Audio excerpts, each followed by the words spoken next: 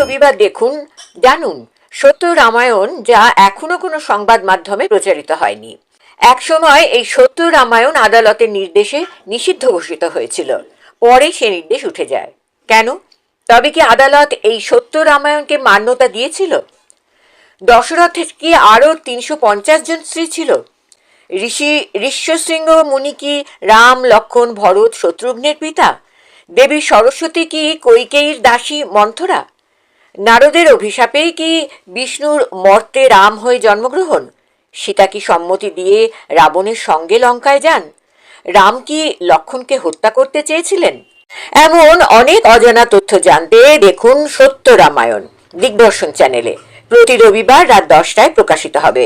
Log in করুন, subscribe, bell icon ছুঁয়ে গ্রাহক হন। Information provided by the speaker, presenter on the IDSC platform is for general information purposes only. All information is provided in good faith. However, we make no representation or warranty of any kind, express or implied, regarding the accuracy, adequacy, validity, reliability, availability, or completeness of this information. নমস্কার, সুজিত চট্টোপাধ্যায় দিগদর্শনে আপনাদের সামনে হাজির করছি সত্য রামায়ণ পর্বের 25তম পর্ব। সত্য রামায়ণ, আপনারা যারা প্রথম থেকে অনুষ্ঠানটি দেখছেন তারা তো জানেনই, আর যারা এবারকার এই পর্বে নতুন এলেন অনুষ্ঠানটি দেখতে তাদের জানিয়ে রাখি যে আমরা রামায়ণ বলে যে রামায়ণটা জানি সেটা কিন্তু বাংলায় জানি কৃত্তিবাসী রামায়ণ, আর হিন্দিতে অর্থাৎ উত্তর পশ্চিম ভারতে আমরা জানি তুলসীদাসী রামায়ণ। এছাড়া দক্ষিণ ভারতে রয়েছে কাম্য রামায়ণ। এই মোটামুটি 3টি রামায়ণের ওপর বেস করে সারা পৃথিবী জুড়ে কিন্তু 300টির মতন রামায়ণ রয়েছে। কিন্তু মূল রামায়ণ রচয়িতা বলা হয়েছে বাল্মীকিকে। বাল্মীকি যে রামায়ণ লিখেছেন তার সঙ্গে এই সব রামায়ণের মধ্যে অনেক প্রক্ষিপ্ত অংশ ঢুকেছে। যেমন এই অকাল বোধন, অর্থাৎ এই আশ্বিন মাসে রামচন্দ্র নাকি দুর্গাপূজা করেছেন, বাল্মীকি কোথাও সেটা উল্লেখ করেনি, এখানে উল্লেখ করেছেন কৃত্তিবাস। এছাড়া অহিরাবণ মহিরাবণের যে কথাগুলো রয়েছে সেগুলোও কিন্তু মূল রামায়ণে বাল্মীকি লেখেননি। এরকম অনেক ব্যাপার রয়েছে। ইয়েমেন বলে একটা দেশ আছে মধ্য আরবে, সেখানে কিন্তু একটি রামায়ণ আছে, অর্থাৎ আমাদের সঙ্গে তাদের একটা ব্যবসায়িক যোগাযোগ ছিল। হয়তো আমাদের এখান থেকেই রামায়ণ গেছে। সেটা এই যে রামায়ণ বাল্মীকি লিখেছেন সেটাও যদি আমরা ইতিহাস করি তাহলে আমরা দেখব যে বৌদ্ধ জাতকে দশরথ জাতক বলে যে গল্পটি চালু ছিল, যেখানে রাম, লক্ষ্মণ, সীতা 3 ভাই বোন এবং এদের বাড়ি হচ্ছে বেনারসেই তাদের রাজত্ব ছিল, এরকম সেই গল্প কাহিনীকে পরবর্তীকালে বাল্মীকির নাম দিয়ে যেভাবে হিন্দু ধর্ম এটিকে তৈরি করেছে, এটা তো অন্য প্রসঙ্গ চলে গেল। আমাদের কথা হচ্ছিল ইয়েমেনের রামায়ণ সম্পর্কে। আমরা জানি যে কৃষ্ণের মামা কংস, মামার সাথে ভাগ্নের লড়াই হয়েছিল, মামাকে ভাগ্নে মেরে ফেলে। এখানেও কিন্তু সেই গল্প ইয়েমেনে রয়েছে, অর্থাৎ রাবণ নাকি সেখানে হচ্ছেন রামের মামা। সুতরাং এই মামা ভাগ্নের লড়াই হয়েছিল, কেননা ভাগ্নির স্ত্রীকে এই মামা নাকি চুরি করে নিয়ে গিয়েছিল। যাই হোক, আমি মুখের কথায় আর কথা বাড়াতে চাইছি না, আপনারা সরাসরি একটি প্রতিবেদনের মধ্যে দিয়ে দেখে নিন যে রাবণ নিয়ে এবার এই পর্বে আমরা কি বললাম।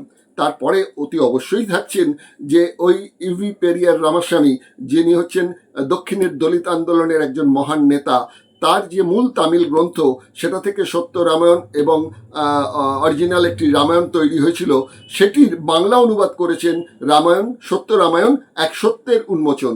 বইটির লেখক দলিত আন্দোলনের নেতা রঞ্জিত মিস্ত্রি। তার সঙ্গে প্রতিবারের মতন এবারও ফোনে আমরা এই রাবণ নিয়ে একটু আলোচনা করব। তার আগে দেখে নিন প্রতিবেদন, চলুন। ব্রাহ্মণ্যবাদের আর্য সংস্কৃতির ধারক রামচন্দ্র হত্যা করলেন অনার্য সভ্যতার নায়ক রাবণকে। তারপর রাবণ পত্নী মন্দোদরীকে আশীর্বাদ করে রামচন্দ্র বললেন, চিরসধবা হও। মন্দোদরী রামচন্দ্রকে বললেন, জন্মায়তির আশীর্বাদ দিচ্ছ আমার স্বামীকে হত্যা করে? রামচন্দ্র একটু মুশকিলে পড়লেন। এমনটাই লিখেছেন কৃত্তিবাস মুখোপাধ্যায় ওরফে ওঝা। কি লিখেছেন? এখন আমাকে চিরসধবা থাকবে বর দিচ্ছ? এ কেমন কথা? দারুণ প্রহারে মারিয়া পতিরে কি কথা কহ আপনি? কৃত্তিবাস রামের মুখে বসালেন কিছু কথা। সূর্য বংশজাত প্রভু রাঘুনাথ কহেন হয়ে লজ্জিত, সত্য মোর কথা রাবণের চিতা জ্বালিয়ে রাখো আয়ত। শুনো মন্দোদরী, যাও নিজ পুরী, মনে না করো বিলাপ, মোর হাতে মরে গেল স্বর্গপুরে, খণ্ডিল সকল পাপ। শুনো মোর বাণী, গৃহে যাও রানী, দুঃখ না ভুবিও চিতে, রাবণের চিতা বহিবে সর্বযথা, চিরকাল রবে আয়তে। কিন্তু রাবণের চিতা কি আজও জ্বলছে? কোথায়? শ্রীলঙ্কায়? কই, তেমন তো প্রমাণ্য কিছু নেই। কল্পনার আগুনেই কল্পিত এক চরিত্র পুড়ছে। প্রশ্ন ওঠে, রামচন্দ্র ও লক্ষ্মণ সরজু নদীতে ডুবে আত্মহত্যা করেন, তাদের দেহ কি জল থেকে তুলে শেষ সংস্কার হয়েছিল? এই বিষয়ে বাল্মীকিও যেমন কিছু লেখেননি, তুলসীদাস ও কৃত্তিবাসও বিষয়টির উল্লেখই করেননি। অথচ মহাভারতে আমরা শ্রীকৃষ্ণের মৃত্যুর পর অর্জুনের অন্তিম সংস্কারের কথা পেয়েছি। এই বিষয়ে একটি সাক্ষাৎকার সত্য রামায়ণ এক সত্যের উন্মোচন গ্রন্থের লেখক রঞ্জিত মিস্ত্রির সঙ্গে। Hello, hello. নমস্কার রঞ্জিত দা, আমি দিগদর্শন থেকে। হ্যাঁ, নমস্কার।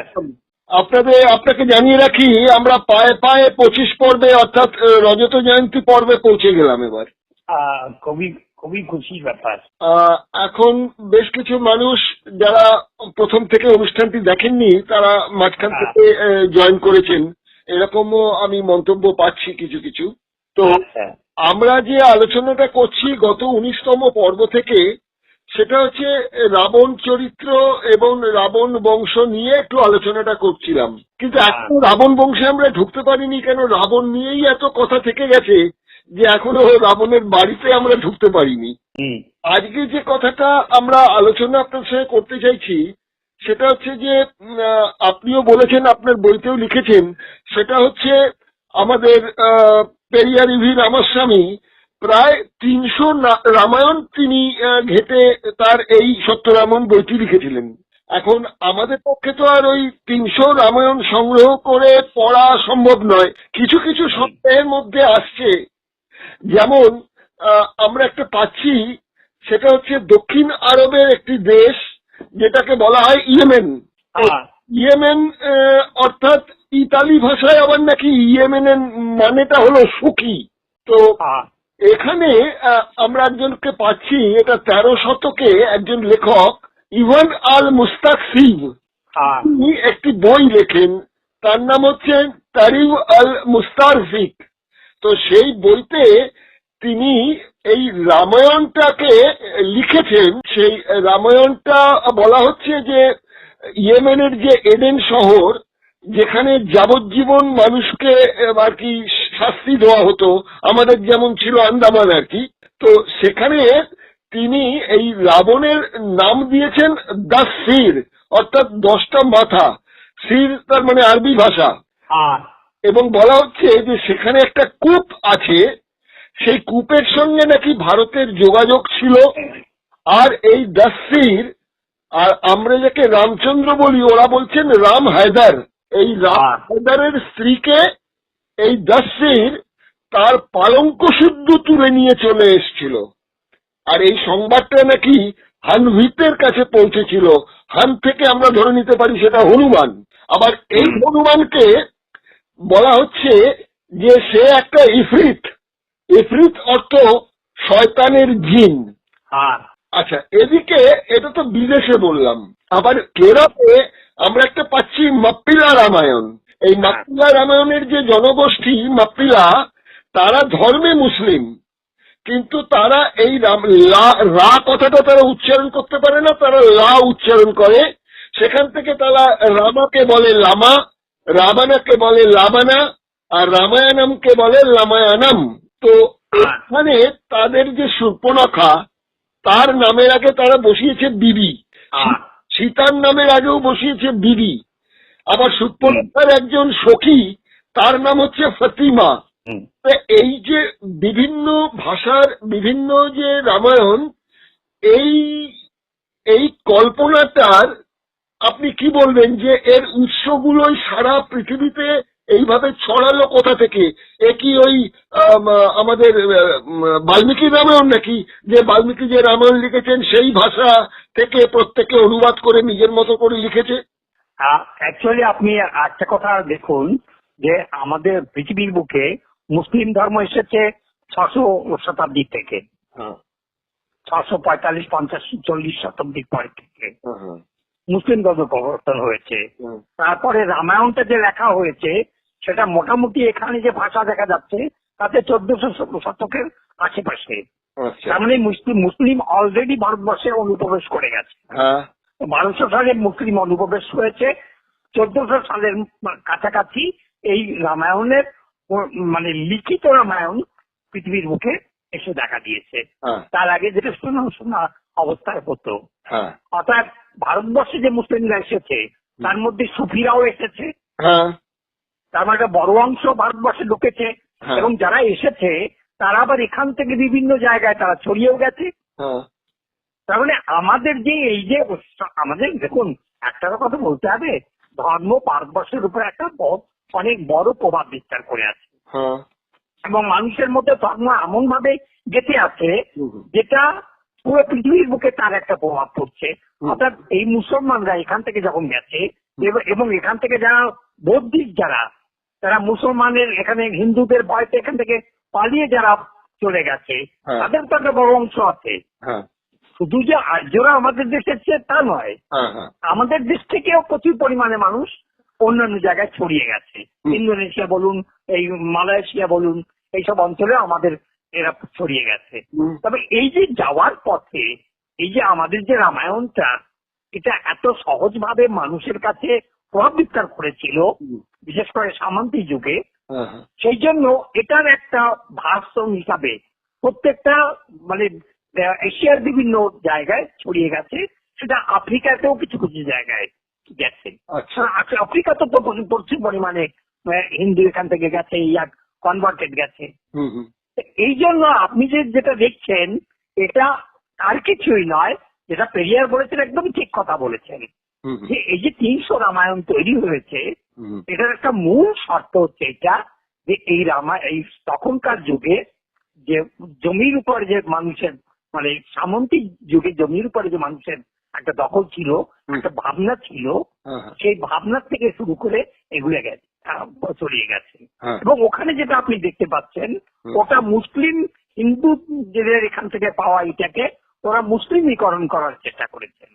আচ্ছা। এবং এটা বিভিন্ন রামায়ণে হয়েছে, শুধু এই একটা রামায়ণ নয়, হ্যাঁ। আপনি অনেকগুলো রামায়ণ দেখবেন আলাদা। মানে ত্রিপিটক থেকে আসা যে সাহিত্য হুম মানে বৌদ্ধিক সাহিত্য, এই সাহিত্য পরে ধীরে ধীরে ধীরে ধীরে পৃথিবীর বুকে এই এশিয়ার প্রভাব পড়েছে। বুদ্ধরাও তো এখান থেকে চলে গেছে অনেক জায়গায়, তারাও তো রামায়ণকে অন্যভাবে লিখে করেছে। হ্যাঁ হ্যাঁ চায়না রামায়ণ নিজের ভাষায় সেখানে প্রচার হয়েছে। হ্যাঁ হ্যাঁ আপনি একেবারে মানে এটা ঐতিহাসিক পটভূমি থেকে হ্যাঁ যদি বস্তুবাদী চিন্তা ভাবনা থেকে দেখেন হ্যাঁ তবে আপনি এটা দেখতে পাবেন যে এটা 1400 সালের আশেপাশে মুসলমান এখানে অনুপ্রবেশ হয়েছে, এখান থেকে বেরিয়ে গেছে। একটা পুরা বাণিজ্যিক লিঙ্কের জন্য আমরা এখান থেকে প্রচুর পরিমাণে লোক বাণিজ্য করতে যেতেন, তারা গেছেন। সংস্কৃতিটা বিভিন্ন জায়গায় ছড়িয়ে গেছে। এটা একটা ভালো দিক আছে যে ভারতবর্ষের যে পুরনো সংস্কৃতি আছে এটার প্রমাণ, তার একটা প্রভাব পুরো পৃথিবীর বুকে আর এশিয়ার বুকে পড়েছে, এ বিষয়ে কোনো সন্দেহ নেই। এবং এই রাবণকে ওইভাবে ওখানের মানুষের মতো করে ওটাকে সাজানো হয়েছে এবং পপুলার হয়েছে। আপনি যে ভারতীয় সংস্কৃতির কথাটা বললেন, এটাতে যারা রাম ভক্ত আছেন বা আমাদের অনুষ্ঠান যারা শুনছেন রাম ভক্তরা, তারা তো খুব উল্লসিত হবেন যে আমাদের কৃষ্টি এবং সংস্কৃতির মধ্যে দিয়ে রামায়ণ রচনা হয়েছে। কিন্তু আসলে তো আমরা যেটা জানি, তারা সন্তুষ্ট হন আর অসন্তুষ্ট হন, সেটা হচ্ছে বৌদ্ধ জাতকের যে কাহিনী, সেগুলোই পরবর্তীকালে এই বৈদিক সমাজে এবং পরে হিন্দুত্ববাদীরা এটা তো টুকলি করেছে বৌদ্ধ জাতক থেকে, তাই তো? দশরথ জাতক অবশ্যই তাই করেছে। ওইটাকে করার পরে যে আমাদের সেই বৌদ্ধ যে সংস্কৃতি সেটাকে একেবারে নির্মূল করে দেওয়া হয়েছে, শিক্ষাটাকে একেবারে শেষ করে দেওয়া হয়েছে। এবং ওদের যে সংস্কৃতি ওদের আজকে যেমন হচ্ছে, আজকে নতুন করে আকবরকে, নতুন করে শিবাজিকে, নতুন করে অরঙ্গজেবকে যে পরিবেশিত করা হয়েছে, ওরা তো কোনোদিন নিজেরা কিছু করেনি। ওরা তো এইগুলাকে রূপান্তর করে করে নিজের মতো করে বানিয়ে তৈরি করেছে। এত ওরা শিক্ষিত নয়, আজও নয় শিক্ষিত। এবং এই শিক্ষার যে মূলটা ধারা ছিল এবং বিভিন্ন সাংস্কৃতিক ধরুন এই যে পূজার থেকে শুরু করে বিভিন্ন অনুষ্ঠান ভারতবর্ষের এই দেখুন সাংস্কৃতিক অনুষ্ঠানগুলো দেখুন, এগুলো ওরা তো ওদের মতো করে রূপান্তর করেছে, তাহলে মানুষকে শিক্ষিত করেনি, শিক্ষা দেয়নি, আর যারা শিখতে চেষ্টা করেছে তাদেরকে লাঠি দিয়ে মেরেছে, আর শুধু ওরা যা বলেছে সেটাকে প্রকাশ করার চেষ্টা করেছে। এই যে 3 লক্ষ বছর আগে রামায়ণ অমুক তমুক এগুলো সব কি করেছে? হ্যাঁ হ্যাঁ এই যে আপনি একটা কথা বলুন, একটা এর সঙ্গে আমি জুড়ছি, হুম। শিবের যে এই যে লিঙ্গ নিয়ে হ্যাঁ হ্যাঁ আপনি শিব পুরাণ পড়ুন, হ্যাঁ দেখবেন শিব পুরাণে কি লেখা আছে। শিব এই লিঙ্গটাকে ধরে নিয়ে ঘুরে ঘুরে মানে ঐশ্বর্যের মধ্যে ঋষি মুনিদের মহিলাদের মধ্যে ঘুরে বেড়াচ্ছে। হ্যাঁ হ্যাঁ ঋষিরা সেটা দেখে হ্যাঁ। তারপরে তাকে তার লিঙ্গটাকে কেটে দিয়েছে। হ্যাঁ হ্যাঁ হ্যাঁ হ্যাঁ সেটাকে নিয়ে একটা নতুন ইতিহাস তৈরি করে সেটা আগুন জ্বলছে, অমুক করছে, পৃথিবী ঘুরছে, পুরা পৃথিবী জ্বলে যাচ্ছে, তারপরে তাকে করা হচ্ছে। মানে মানে অদ্ভুত আবার লাগে, আমাদের দেশের সমাজের এখনো শিক্ষিত সমাজ, তাদের মহিলাদের মানে খুব সাজিয়ে পড়িয়ে সেই লিঙ্গর পুজো করতে পারতে হয়। আর আজকে যে কভার নিয়ে এই যে জল দিতে যায়, হ্যাঁ হ্যাঁ তারা করেছে কোনোদিন? ঠিক। বলুন না আপনি, আজকের যে সভ্য সমাজ তারা যে লিঙ্গেতে জল দিচ্ছে হ্যাঁ সেটা কি? ঠিক। এই যে হনুমান সূর্য খেয়ে ফেলেছে হুম। সেটা কি? হুম হুম কত বড় মুখ হলে হনুমান সূর্যকে দিয়ে দিতে পারে? হুম হুম এই যে এই করে চলছে, রাবণ রথে চড়ে করে দৌড়ে যাচ্ছে দিক থেকে ওদিক থেকে, হুম এগুলো কি? হুম হুম আমি তাই বলছি যে এটা আপনি যেটা বলেছেন একদম সত্যি কথা, যে পৃথিবীর বুকে এইটাকে নিয়ে নতুন করে প্রত্যেকে তার করেছে, বাণিজ্যিক জায়গাও দেখেছে, এরকম একটা বই বানালে ভালো পয়সা পাওয়া যাবে। হুম। এটা দেখুন, আপনি যেটা বললেন ঠিকই কথা। ওই যেটা দশরথ জাতক এবং বৌদ্ধ জাতকের যে গল্প কাহিনীগুলোকে নিয়ে বৈদিক সময় এবং তার পরবর্তীকালে হিন্দুত্বের মধ্যে এগুলোকে স্রেফ টুকলি করা হয়েছে নিজেদের মতন করে বানিয়ে দেশজ একটা জায়গা তৈরি করতে, সেটার একটা প্রামাণ্য বিষয় পাচ্ছি, সেটা হচ্ছে চাইনিজ রামায়ণের ক্ষেত্রে।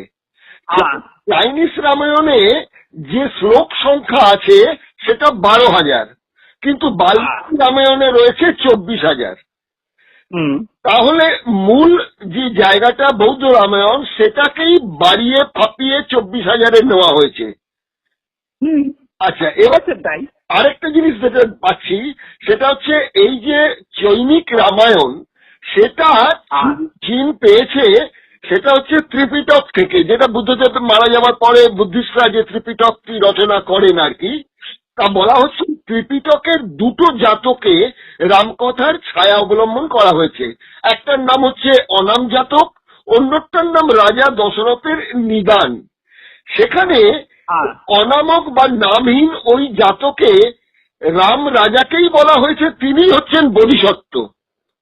আবার বলেছেন, আবার বলা হচ্ছে যে রাবণের সঙ্গে এই বোধিসত্ত্বের কোনো ঝগড়া ছিল না, ঝগড়া ছিল তার নিজের আপন মামার সঙ্গে, তার মানে ভাগ্নের ঝগড়া। তাই তো এইভাবে চাইনিজ রামায়ণে বলা হচ্ছে আর কি। তো সেখানে দাঁড়িয়ে আমরা যদি ওই সকল পৌরাণিক জিনিসগুলো আমরা দেখি, তাহলেও আমরা দেখতে পাচ্ছি যে আমাদের মানে কাশ্যপ যিনি, মানে ব্রহ্মার যিনি পুত্র, মানুষ পুত্র, সেই কাশ্যপের 2 স্ত্রী দিতি এবং অদিতি। বলা হচ্ছে যে অদিতির সন্তানরা হচ্ছে দেবতা আর দিতির সন্তান হচ্ছে দানব রাক্ষস, কারণ দিতি তাকে ব্রহ্মা সৃষ্টি করেছিলেন একটু মানে কঠোর এবং বিশ্রী হিসেবে, মানে সুন্দরের মর্যাদা রাখতে গেলে তো একটা বিশ্রী কিছু ব্যাপার সৃষ্টি করতে হবে, মানে দিনকে আলাদা করে বোঝাতে গেলে রাতের দরকার, তাই জন্য তার দ্বিতীয় অদিতি। আবার শুনেছি আমি যে আমাদের সারদা দেবী অর্থাৎ শ্রী রামকৃষ্ণের স্ত্রী, তিনি ওই সাদা পদ্ম আর লাল পদ্ম, এই 2টো পদ্ম ফুলকে, সাদা পদ্মকে নাম দিয়েছিলেন অদিতি আর লাল পদ্মকে নাকি নাম দিয়েছিলেন দিতি। অর্থাৎ ওই লাল পদ্ম মানে যেহেতু লাল, তার মানেই হচ্ছে যে সেটা হচ্ছে ধ্বংসের প্রতীক আর কি। তো যাই হোক, তা এখন আপনার কাছে আমি যে প্রশ্নটা একটু রাখতে চাইছি, এরকম একটা চলতি কথা আছে যে রাবণের চিতা নাকি আজও জ্বলছে লঙ্কাতে। কেউ আজ পর্যন্ত তার বিবরণও দেয়নি, তার ছবিও দেখাতে পারিনি, কোনো নির্দিষ্ট প্রমাণও নেই, কিন্তু রাবণের চিতা নাকি জ্বলছে ওখানে। আর এই রাবণের যে চিতা জ্বলছে সেই বিষয়টি উল্লেখ করেছেন আমাদের কৃত্তিবাস, মানে কৃত্তিবাসের যে রামায়ণ আর কি, সেই রামায়ণে পাচ্ছি যেটা একটা মজার বিষয়, রাবণ যখন মারা গেলেন মন্দোদরীকে এই রামচন্দ্র নাকি আশীর্বাদ করে বর দিচ্ছেন যে তুমি চির সধবা হও। তখন মন্দোদরী তাকে বলছেন নিজের হাতে আমার স্বামীকে হত্যা করে এখন আমাকে চির সধবা থাকার বর দিচ্ছ, এ কেমন কথা? এবং মানে কবি লিখছেন দারুণ প্রহারে মারিয়া পতিরে কি কথা কহ আপনি। কৃত্তিবাস সেখানে ফ্যাসাদে পড়ে যাওয়া ভগবান রামের ওই বুদ্ধিদীপ্ত প্রতিক্রিয়ার সুন্দর একটা বর্ণনা দিয়ে বলছেন সূর্য বংশ জাত প্রভু রঘুনাথ কহেন হয়ে লজ্জিত সত্য মোর কথা রাবণের চিতা জ্বালিয়ে রাখো আয়ত। শুনো মন্দোদরী যাহ নিজ পুরী মনে না করো বিলাপ মোর হাতে মরে গেল স্বর্গপুরে খণ্ডিল সকল পাপ। তার মানে রামের হাতে মৃত্যু হওয়াতে রাবণের সব পাপ স্খলন হয়ে গেল আর কি। এরপর যেটা প্রশ্ন সেটা হচ্ছে রাম তো আত্মহত্যা করলেন সরজু নদীতে, ডুবে মারা গেলেন, তার আগে তার ভাই লক্ষ্মণ ডুবে মারা গেলেন। তা এই রাম এবং লক্ষ্মণের বডি নদী থেকে পরে তুলে পাওয়া গেল কিনা, তার সংস্কার হলো কিনা, মানে তার চিতায় তাদের জ্বালানো হলো কিনা, সেসব কথার তো কোনো উল্লেখ বাল্মীকিকে পেলাম না। আপনি কি বলবেন? আপনি দেখুন এখনো তো আরেকটা নিয়ম আছে, এখনো তো আছে। এই যে সেদিনকে আপনি দেখলেন যে এক মহন্ত মরে গেছে, তাকে সূর্য নদীতে ডুবিয়ে দেওয়া হলো, বাঁচিয়ে দেওয়া হলো, দেওয়া হয়েছে। তো তখন যে মানুষ মরতো সেই মানুষগুলোকে অনেকে জলে বাঁচিয়ে দিত, জলে বাঁচিয়ে দিত। হিন্দুরা কুমির মাছ এগুলো খায় খেত, মানে যাতে জল বলতো। হ্যাঁ ছিল। আচ্ছা, কিন্তু আপনি দেখুন না আরেকটা রামায়ণ লিখেছে, সে তো আপনি কোনদিন বলেননি। আরেকজন লিখেছেন 90-এর দশকে একজন রামায়ণ রচনা করেছেন, তার নামটা নিয়েছেন কি? না নিশ্চয়ই নিশ্চয়ই, বলুন। রামায়ণ, রামানন্দ সাগরের রামায়ণ জানেন না? হ্যাঁ, রামানন্দ সাগরের তো রামায়ণটাই তো আমাদের একটা নতুন রামায়ণ, সে রামায়ণ তো সবার সঙ্গে মেলে না। হ্যাঁ, সেটা তো রামায়ণ তো উল্লেখ করুন, এখনো করেননি আপনারা? না, 90 দশকে রামায়ণ রচনা করেছেন আরেকজন রামানন্দ সাগর। হ্যাঁ হ্যাঁ, সে তো নিশ্চয়ই। আর তার যা চরিত্র, তাদের এখনো লোকে পায়ে পূজা করে। একদমই তাই, একদমই তাই। অরুণ গভীর এবং দীপিকা তার পায়ে ধরে পড়ে যাচ্ছে সাধারণ মানুষ যখনই তাদের দেখছে। তারপরে আমাদের এখানেতে বিদ্যাসাগর আর ভারতবর্ষের উত্তর পশ্চিম ভারতে রামানন্দ সাগর। আচ্ছা, এর তাকে তো উল্লেখ করতাম না। হ্যাঁ নিশ্চয়ই, এত সুন্দর একজন লোক রামায়ণকে জঞ্জনে পৌঁছে দিয়েছে, রাস্তায় কোনো লোক পাওয়া যেত না। এটা বিরাট অন্যায় হয়ে যাবে যদি সত্যি তার কথাটা উল্লেখ না করা যায়। আজকের অনুষ্ঠানের প্রান্তে আমি আরেকটি যে প্রশ্ন আপনাকে যে রাখতে চাইছি, চীনের পাশাপাশি আমরা যদি নেপালে চলে আসি, এখানে আমরা দেখতে পাচ্ছি যে নেপালি ভাষার আদি কবি ভানুভক্ত আচার্য তিনি বাল্মীকি রামায়ণের অনুবাদ করেছেন, সেটা খুব পপুলার। কিন্তু তারও আগে নেপালি ভাষার দুই সাহিত্যিক, একজনের নাম গুনানি পান্থ এবং আরেকজনের নাম রঘুনাথ ভট্ট, তারাও এই কাজটা করেছিলেন। তবে মজার কথা, এই রঘুনাথ ভট্ট কিন্তু ওই বাল্মীকি রামায়ণ থেকে নন, তিনি অধ্যাত্ম রামায়ণের 7 খণ্ড অনুবাদ করেছিলেন আর কি। তো এই বাল্মীকি রামায়ণটা না করে অধ্যাত্ম রামায়ণটা নেপালে নিয়ে গেলেন কেন? আমরা জানি যে নেপালে একটা নাথ ধর্ম ছিল, যেটা মোটেই হিন্দু ধর্ম নয়, যেখান থেকে পশুপতিনাথকে পরবর্তীকালে শিব বানিয়ে দেওয়া হয়েছে, এটা সেই নাথ ধর্ম। এবং আমাদের বাঙালির মৎস্যেন্দ্রনাথ, তারই এই বাঙালির গুরুরই তারা ছিলেন শিষ্য নেপালের মানুষ। এইসব ইতিহাস তো চেপে গেছে। যাই হোক, এটা অন্য কোনো পর্বে অন্য কোনো দিন আলোচনা করব। এখন আমাদের কাছে ওইটাই প্রশ্ন যে এই যে বাল্মীকি রামায়ণটা না নিয়ে তিনি অধ্যাত্ম রামায়ণ নিলেন, এই বাল্মীকি রামায়ণ এবং অধ্যাত্ম রামায়ণের মধ্যে আমি পার্থক্যটা কিভাবে দেখব? মুশকিল আছে বলা এটা। আপনি এটা পার্থক্যটা বলা মুশকিল। মানে এটা হ্যাঁ হ্যাঁ বলুন। এটা সেরকম ভাবে ক্লিয়ার কিছু নয় যে অধ্যাত্ম না। রামায়ণ আর বাল্মীকি রামায়ণের মানে বিষয়টি কি। এ ব্যাপারে এখনো পর্যন্ত কোনো ক্লিয়ারই আসেনি। আপনি এই প্রথম আমার সামনে তুলে ধরলেন এটা। আচ্ছা, আমার কেন না ব্যক্তিগতভাবে একটু মনে হচ্ছে, ধারণা, মে আই রং, সেটা হচ্ছে অধ্যাত্ম রামায়ণটা আমার মনে হয় যে এটা বোধহয় তুলসী দাসের রামায়ণটাকেই উনি নেপালি ভাষায় অনুবাদ করেছেন। কারণ অধ্যাত্মবাদের কথা তো বাল্মীকি রামায়ণে নেই। যা অধ্যাত্মবাদ ঢুকছে সে তো তুলসী দাসের হাত ধরেই ঢুকেছে। হ্যাঁ, তাহলে ওটা ওইভাবেই ঢুকেছে। হ্যাঁ, তবে সেই ব্যাপারে আমি খুব একটা ভালো এখনো পর্যন্ত পাইনি। আপনি সামনে তুলে ধরেছেন। পরবর্তীকালে আমি একটু খোঁজ খবর নিয়ে তারপরে সেটাকে নিয়ে, কারণ আমি একটা সূত্র পাচ্ছি, রঘুনাথ ভট্ট এই রামায়ণটা সংগ্রহ করেছিলেন বারাণসী থেকে। তাহলে বারাণসী যদি হয় তাহলে তো তুলসীদাস। তুলসীদাস ছাড়া উত্তর ভারত থেকে যদি নেপালের সঙ্গে বেশিরভাগ সম্পর্ক হচ্ছে তুলসীদাসের রামায়ণ নিয়ে। হ্যাঁ, তাই তো। কারণ ওটা উত্তর ভারতের সঙ্গে নেপালের একটা সংযোগ রয়েছে, বর্ডার সংযোগ রয়েছে। হ্যাঁ হ্যাঁ সেই ব্যাপারে ওইখান থেকেই হবে, এই দিক থেকে কোনো যায়নি। দক্ষিণাত্য রামায়ণ ইয়া অন্য রামায়ণ কিন্তু এখান থেকে পায়নি, সেখান থেকে যায়নি। হ্যাঁ, এটা ওই দিক থেকেই গেছে। ওই রবীন্দ্রনাথ যে জাভা যাত্রীর পত্র বলে যে লেখাটা লিখেছেন, সেখানে কিন্তু তিনি সেরকম ভাবে উল্লেখ করেছেন যে রামায়ণ মহাভারতের নরনারীরা ভাবমূর্তিতে এদেশেই বিচরণ করেছেন। আমাদের দেশে তাদের এমন সর্বজনব্যাপী পরিচয় বাইরে কোথাও এতটা নেই। এটা রবীন্দ্রনাথ। সুতরাং এই যে আপনার দশরথ জাতকের বৌদ্ধ রামায়ণ, তার থেকে টুকলি করে মনের মাধুরী মিশিয়ে বাল্মীকি রামায়ণের নামে লেখা হলো, এবং বাল্মীকি বলে একজনের কথা ব্যক্তির উল্লেখ করা হচ্ছে, যার চরিত্র রামায়ণ মহাভারতের চরিত্রের মতোই কাল্পনিক, কারণ তার কোনো প্রামাণ্য নথি নেই। আমরা ধরেই নিতে পারি যে পরবর্তীকালের যে হিন্দু লেখক যারা ছিলেন, সকল ইন্টেলেকচুয়ালস, তারাই এগুলোকে বাল্মীকির নাম দিয়ে করেছেন যাতে বিষয়টা একটু ভারী হয়, তাই তো?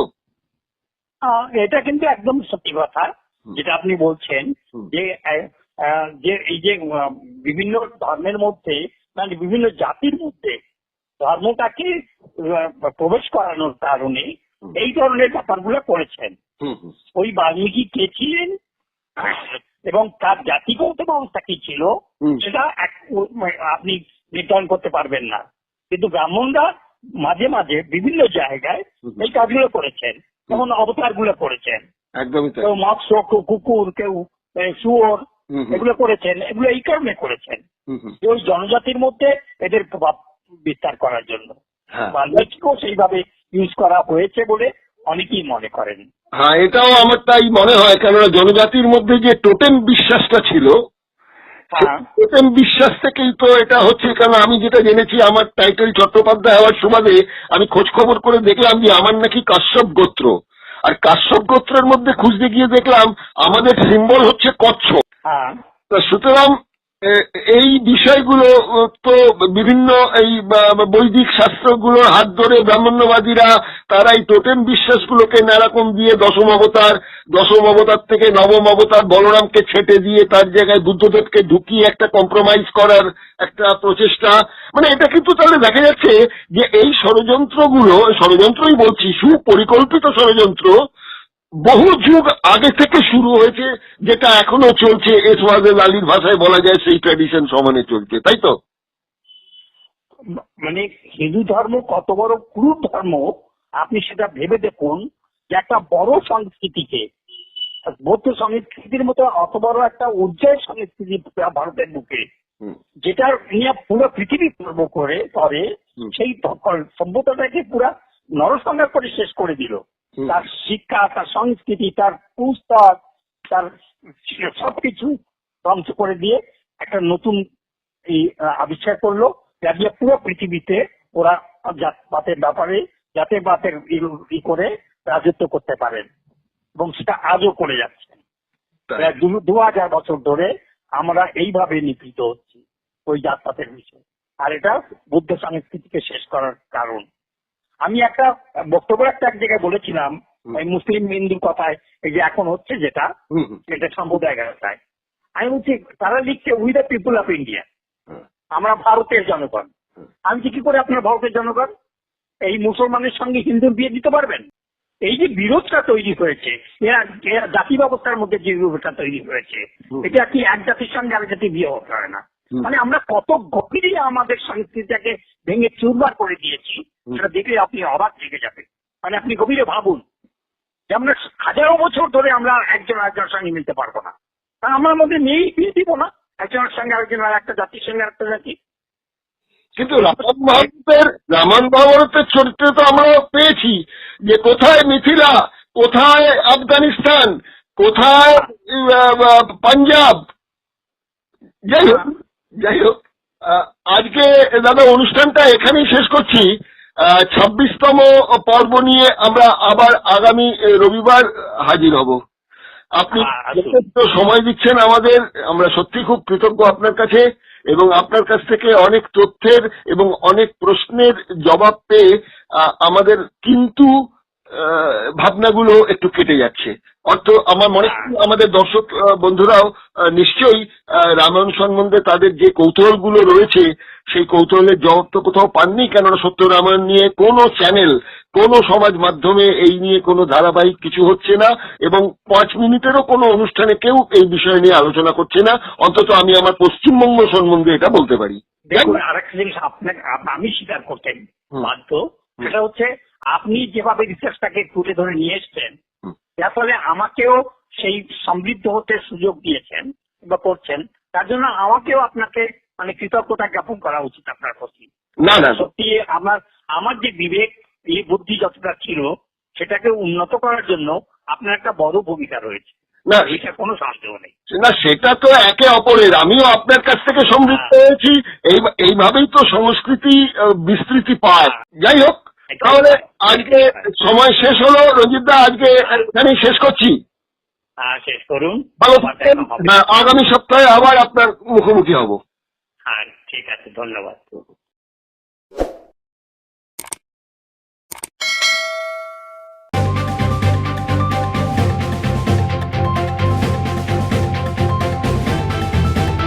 রংহীন সংবাদ আর অজানা তথ্যের জন্য দেখুন দিগদর্শন, 10-এর পাশে, দেশের সাথে।